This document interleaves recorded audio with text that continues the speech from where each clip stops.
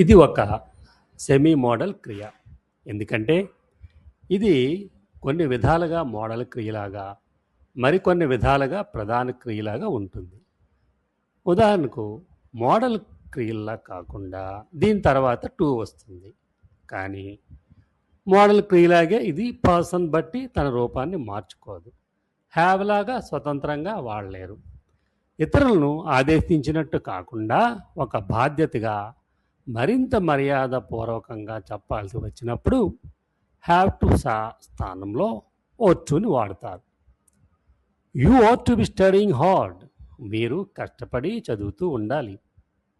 ఎదుటివారికి గౌరవం ఇస్తూ వారి బాధ్యతను గుర్తు చేస్తూ మాట్లాడవలసి వచ్చినప్పుడు ఇలా అనాలి. ఇది మీకు ఫంక్షనల్ ఇంగ్లీష్లో బాగా ఉపయోగపడుతుంది ఇది. ఓకే, ఇక్కడ హ్యావ్ టు అంటే ఆదేశించినట్లు అవుతుంది. అలా కాకుండా దేన్నైనా ఆశిస్తున్నప్పుడు ఇది వాడాలి. There ought to be some good films at the weekend. ఇక్కడ కూడా పర్ఫెక్ట్ టెన్స్ వాడినప్పుడు భావం వ్యతిరేకంగా వస్తుంది. You ought to have told have. నీవు ఆమెకి చెప్పి ఉండాల్సింది. దీని భావం ఏంటి? చెప్పలేదు, అందుకని ఇలా వాడారు. నెగిటివ్గా వాడినప్పుడు మధ్యలో నాట్ను చేర్చి వాడాలి. ought not to అనాలి అని వాడాలి. You ought not to have told have.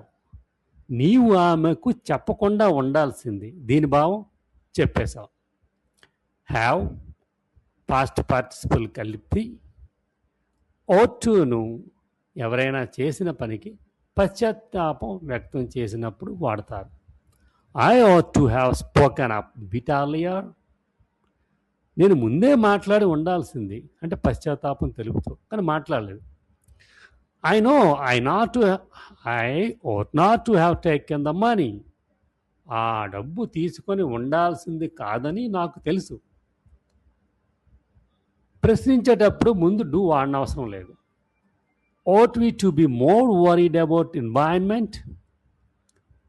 ought we not to reconsider the whole matter? ఇక్కడ సబ్జెక్టు ఓట్కి మధ్యలో టు వచ్చింది.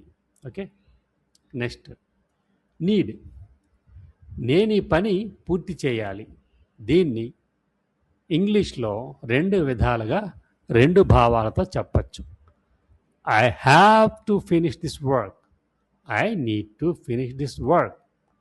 హ్యావ్ టు వాడినప్పుడు ఒక సమయంలోనే వ్యవధిలోనే పూర్తి చేయాలి అని భావం.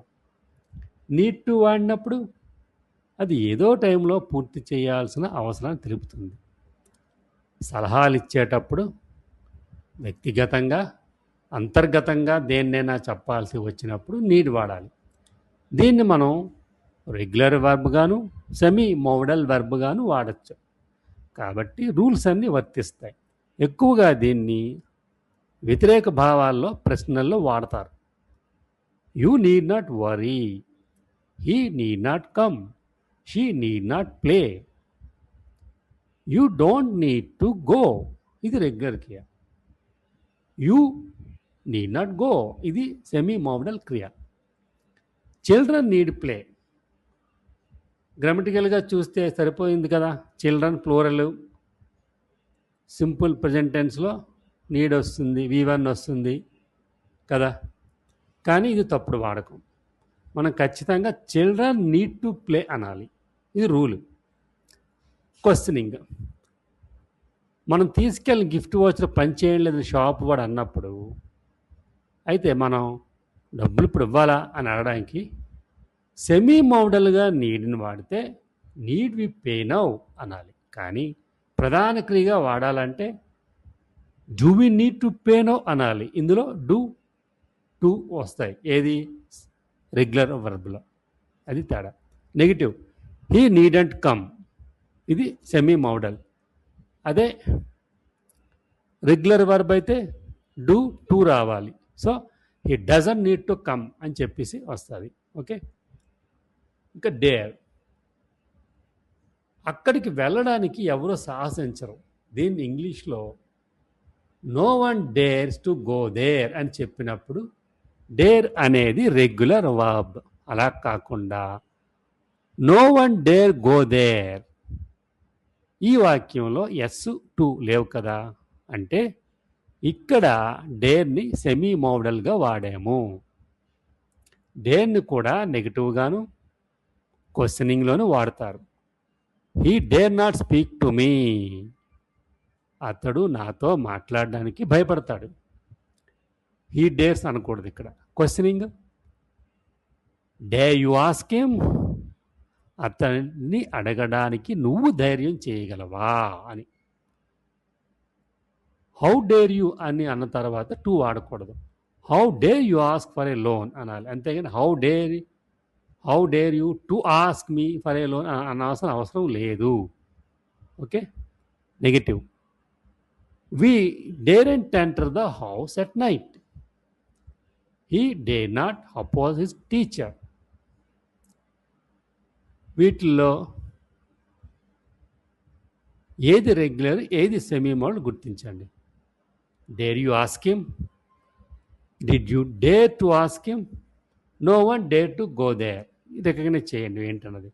ఇప్పుడు exercise, fill in the blanks with ought to, need, dare and adding not if needed. People dash protect the environment. Dash she attend the meeting. You dash waste food. Dash I say more. We dash carry ID cards to enter the office. She dash go there alone. Dash you speak the truth. Dash she oppose them. ఇవి ఇందులో ఏమైనా doubts ఉంటే contact చేయండి. Have a great day.